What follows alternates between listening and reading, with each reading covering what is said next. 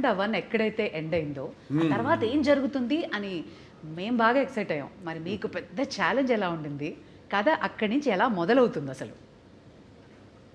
అంటే మొత్తం కథ సినిమా చెప్పిమంట లేదు, టీజర్ ఇవ్వండి చాలంతే. లేదు లేదు, సినిమా ఏంటంటే ముందు నాకు బోయపాటి శ్రీనివాస్ గారికి ఒక మొదటి నుంచి కూడా మేము సినిమా చేసిన లెజెండ్ చేసిన తర్వాత అఖండ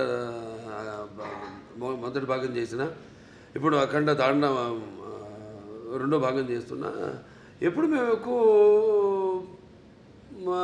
సబ్జెక్ట్ డిస్కషన్స్ కానీ ఎక్కువ పెట్టాం. ఎక్కువ మాదంతా కట్టే కొట్టే తెచ్చే పద్ధతి అంతే. అంటే ఎందుకంటే మాకు అలా కుదిరింది, అంటే ఆయన నాకు ఆయనకు ఉన్న వైబ్రేషన్స్. సో ఏదైనా ఎక్కువ దాని గురించి ఆలోచించాం. ఒక్కొక్కసారి ఒక సినిమా పూర్తి అయ్యాక మళ్ళీ లెజెండ్ చేసినప్పుడు సినిమా గురించి కానీ, లేకపోతే లెజెండ్ అయిన తర్వాత అఖండ చేసినప్పుడు లెజెండ్ గురించి కానీ, లేకపోతే ఎప్పుడు అఖండ తాండవం చేస్తున్నప్పుడు అఖండ గురించి కానీ ఎప్పుడు మేము మాట్లాడుకోం, డిస్కస్ చెయ్యం అసలు. మేము అదొక ఇదిగా ఫీల్ అవ్వం మేము ఎప్పుడు. అంటే ఒకరి మీద ఒక నమ్మకం మాకు.